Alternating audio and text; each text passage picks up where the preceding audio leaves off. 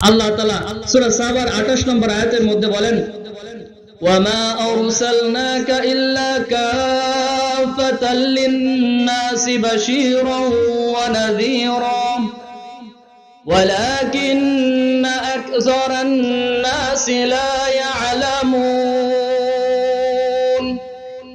আল্লাহ তাআলা বলেন, ওয়ামা আরসালনাকা ইল্লা কাফাতাল লিন-নাস বাশীরান ওয়া নাযীরা।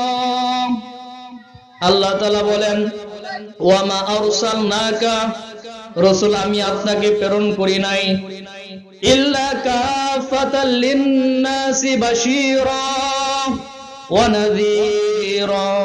হ্যাঁ রাসূল আমি আপনাকে প্রেরণ করেছি গোটা মানুষের জন্য সুসংবাদদাতা হিসেবে। আল্লাহ রাসূলকে আল্লাহ পাঠিয়েছেন দুনিয়াতে সুসংবাদ দাতা হিসেবে। ওয়ালাকিন্না আকসারান নাসি লা ইয়ালামুন।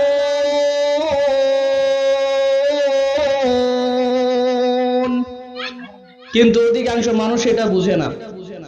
অধিকাংশ মানুষ এটা কি করে না, বুঝে না, উপলব্ধি করতে পারে না। এই জন্য আল্লাহ তাআলা বলেন, আমি রাসূলকে শুধু তোমাদের জন্য পথ প্রদর্শক হিসেবে তো প্রেরণ করিনি, আমি আমার রাসূলকে তোমাদের জন্য সুসংবাদ দাতা হিসেবে প্রেরণ করেছি, রহমত হিসেবে প্রেরণ করেছি। আল্লাহ তাআলা অন্যত্র জায়গায় বলেন, ওয়ামা আরসালনাকা ইল্লা রাহমাতাল লিল আলামিন।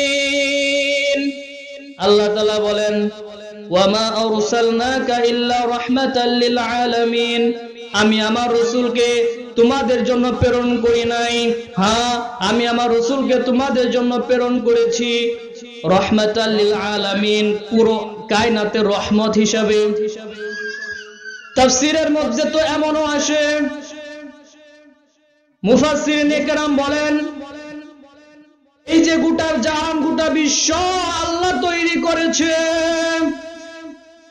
এই গোটা বিশ্ব আল্লাহ রাসূলের হাতের ছোঁয়া পেয়ে অস্তিত্ব লাভ করেছে। সুবহানাল্লাহ। কিছুই ছিল না, কিছুই ছিল না বলে রাসূল যেখানে ধরছেন ওটার অস্তিত্ব হয়ে গেছে। সুবহানাল্লাহ। রাসূল যেটাতে ধরছেন ওটার অস্তিত্ব ঘটে গেছে। আল্লাহ তাআলা এই জন্য বলেন, আমি আমার রাসূলকে রহমত হিসাবে প্রেরণ করেছি। আমার রাসূল যেটাকে ধরবে সেটাই রহমত, আমার রাসূল যেখানে হাত দিবেন সেটার মধ্যেই বরকত। সুবহানাল্লাহ। যেমন রাসূল যখন দিনে দাওয়াত দিতেছেন, একদল কাফের বলে রাসূলকে প্রশ্ন করছেন, রাসূল বলেন তো আমার ব্যাগের ভিতরে কি আছে।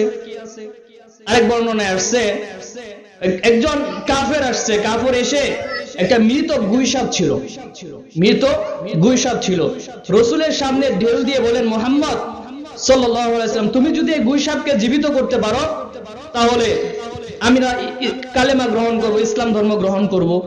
তো আল্লাহ রাসূল ডাক দেন, ইয়া আইয়ুহাদ দাম, হে গুইসাপ, ডাক দিতে দেরি, গুইসাপ জীবিত হতে দেরি করে নাই।